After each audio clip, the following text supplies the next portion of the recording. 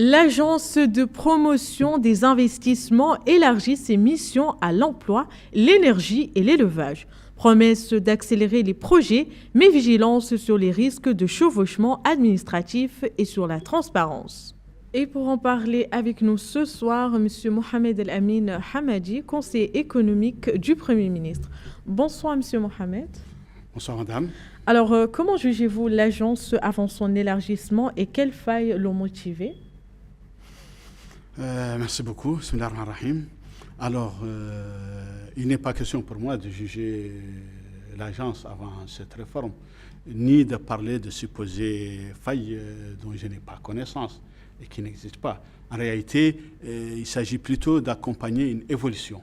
Cette réforme de l'Agence de promotion de l'investissement en Mauritanie, la PIM, donc, est venue pour accompagner l'évolution donc de l'environnement et permettre surtout à cette agence et au gouvernement donc de donner une impulsion nouvelle à l'action du gouvernement en matière de promotion de l'investissement, de l'opérationnaliser davantage et de permettre donc une efficacité plus grande qui résulterait des ajustements qui sont introduits par cette nouvelle réforme de cette agence dont je suppose que vos questions, prochaines questions nous permettront de déterminer les contours de cette réforme de façon plus précise pour étayer ce que je viens de dire.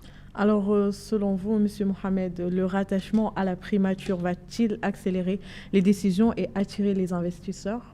Bien entendu, ça c'est l'un des aspects de cette réforme, c'est que cette agence qui dépendait jusqu'ici du ministère de l'économie va désormais être rattachée administrativement au Premier ministère. Elle va être placée sous la tutelle du Premier ministre. L'objectif est de permettre une plus grande coordination et concertation de l'ensemble des départements concernés par la problématique de la promotion de l'investissement. Vous savez que cette question concerne beaucoup de départements ministériels chez nous. Il y a bien entendu le ministère de l'économie, mais il n'est pas le seul. Il y a l'énergie, il y a l'agriculture, il y a l'élevage, il y a le tourisme, il y a le commerce. Tous ces départements ont un rôle à jouer en matière de promotion de l'investissement. Et c'est ce rôle qui était jusqu'ici pas assez bien articulé avec les fonctions et les missions de la PIM.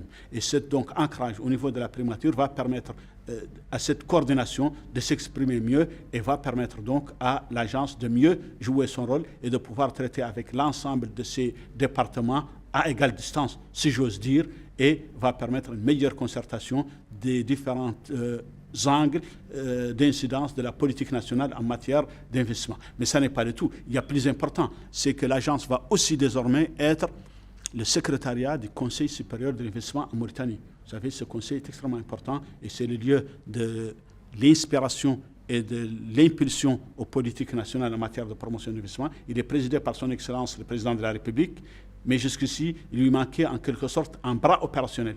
Et ce bras opérationnel qui va permettre d'assurer un meilleur suivi, un meilleur secrétariat de ce conseil, cette mission va être confiée à l'agence. Ça, c'est un autre aspect de cette réforme.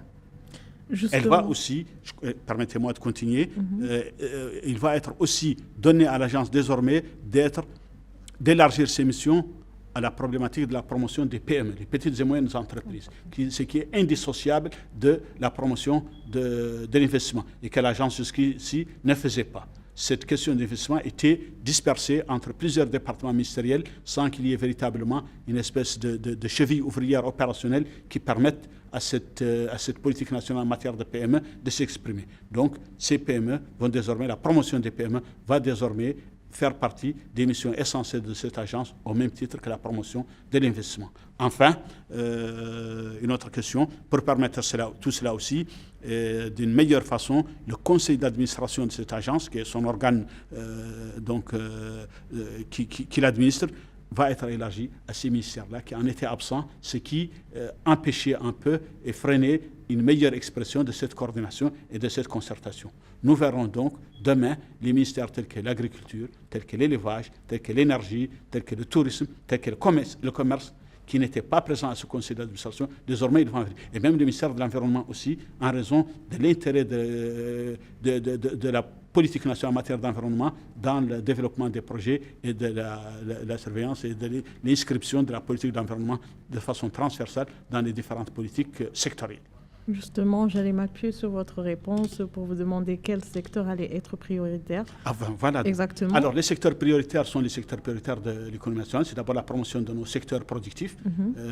Tous les secteurs des secteurs productifs sont prioritaires. Tout ce qui va permettre aux potentialités de notre économie de s'exprimer, d'être exploitées de façon optimale. Naturellement, on a parlé de ce qu'il y a. Il y a l'énergie, à laquelle le gouvernement accorde une grande importance aujourd'hui, c'est en train de se développer. Il y a l'agriculture, il y a l'élevage, qui était un secteur jusqu'ici pas très bien articulé à l'économie nationale. Il va l'être davantage. Le gouvernement va encourager l'investissement, que ce soit étranger, public ou privé, de nos hommes d'affaires dans le secteur de l'élevage pour le développer davantage et en y injectant plus d'investissement. Et c'est pour cela donc qu'il fait partie de ça. Le tourisme aussi, nous avons beaucoup de potentialités touristiques qui ne sont pas encore suffisamment exploitées et nous ne recevons pas encore assez de touristes en rapport avec les potentialités de notre pays, en rapport avec son positionnement et sa distance relativement faible avec les grands bassins de touristes dans le monde. Alors,